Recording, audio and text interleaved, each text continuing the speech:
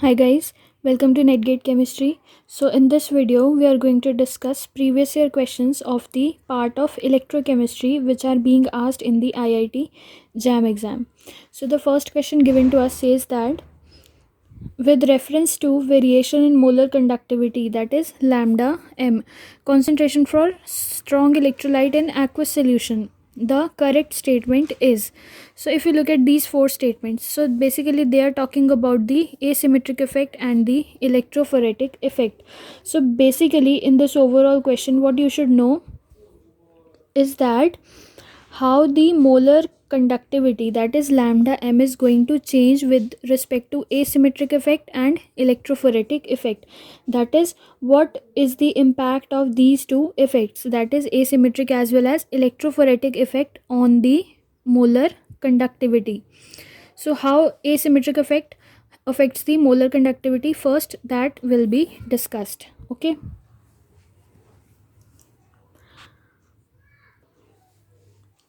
So now if we talk about the asymmetric effect,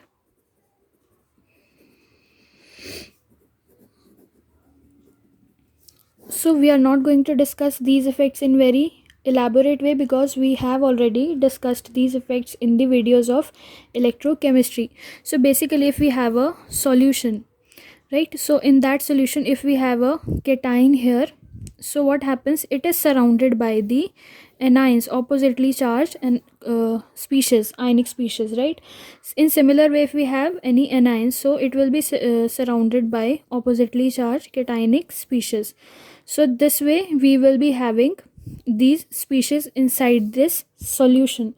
So what happens when we apply electrical potential, so what happens, these negatively charged anions will move in different direction and this positively charged one will move in different direction.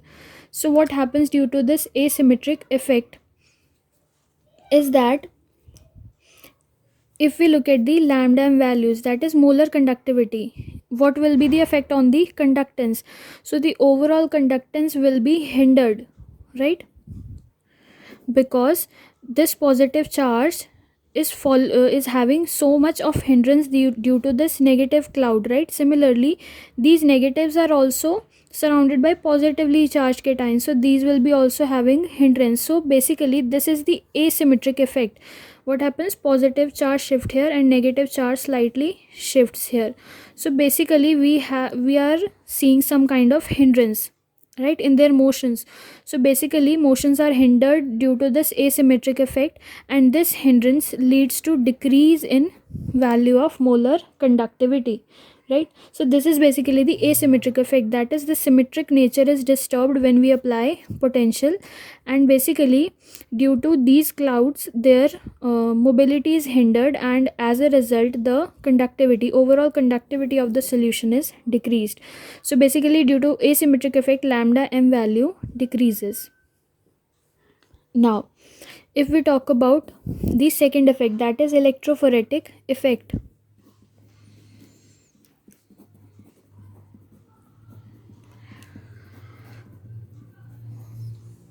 So what happens, basically this theory says that, this effect says that if we have a cation here then it will be surrounded by solvent species. For example, I have a solution, in that solution we have this cation and here we are having a solvent, that is water.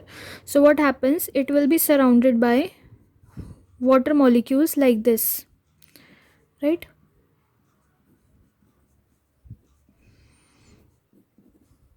So water molecules will surround this cation like this, and similarly if we look at anion, so it will be surrounded by like this. I have made this wrong, right. So basically I have made O2H instead of H2O.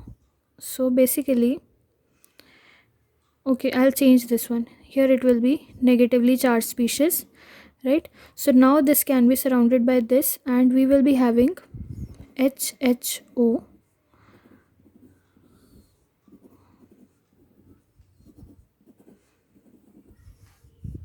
right.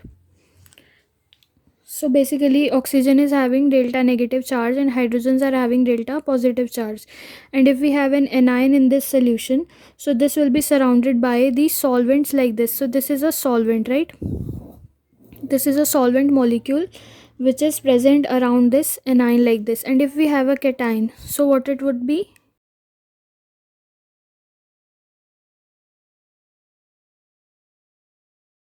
So basically my drawing is not good but I hope you are able to understand. So these are the solvent species surrounding this cationic part. So basically if we have any anion or cation, then what this electrophoretic effect says that the solvent molecules will orient themselves around the anion or cation according to the charge, right? So what happens when we apply potential, then there is difficulty in the movement. Definitely difficulty will be there in the movement because of these solvent species. So because of this difficulty in movement, the conductivity, overall conductance of the solution is going to decrease. So here also due to electrophoretic effect, the lambda m value decreases. So basically asymmetric effect is also talking about hindrance to the movement, and electrophoretic effect is also talking about the hindrance to the movement. So both these effects, this effect is because of oppositely charged ions around the cation or anion, and this is due to the accumulation of the solvent molecules around the anion or cation. Both these effects cause the hindrance in the movement of the ions in the solution. So whenever there is hindrance to the movement of the ions in the solution, the overall conductivity of the solution decreases. So basically because of both of these effects, the overall conductivity of the solution will decrease. So if we look at these four options, so out of these four, C will be the correct option. Both asymmetric and electrophoretic effect contribute to decrease in lambda m, right? So C will be the correct option. So now with this we'll move on to the next question.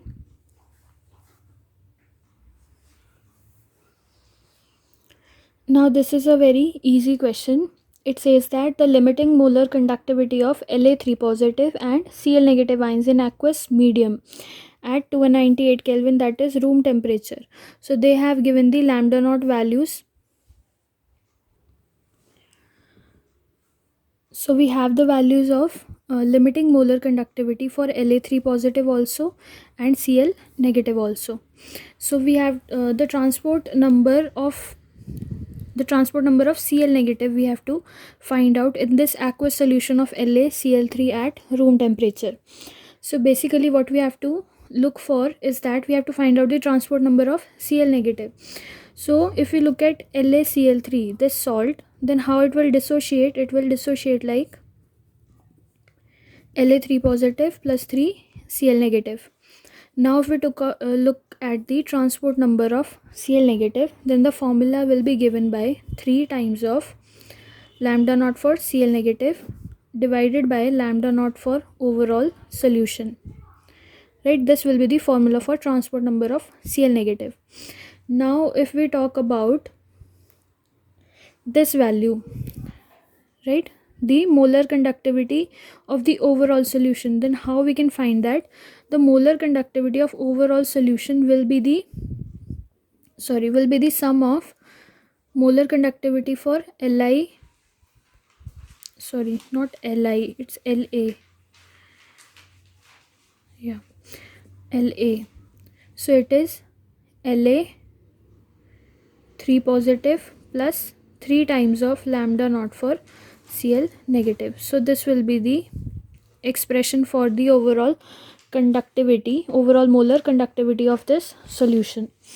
So for LaCl3, this is the formula for molar conductivity. Now we have to put the values of these. So basically in order to find out this expression, you should know how the salt is going to dissociate, because it was dissociating into 3 Cl negative ions. That's why I have multiplied this by 3, right? Now lambda naught of LaCl3 will be equal to lambda naught of La3 positive, that is 209.10 into 10 raised to power minus 4 plus 3 times of lambda naught for Cl negative. So that is 76.35 into 10 raised to power minus 4. units are same for both. So after solving you will be getting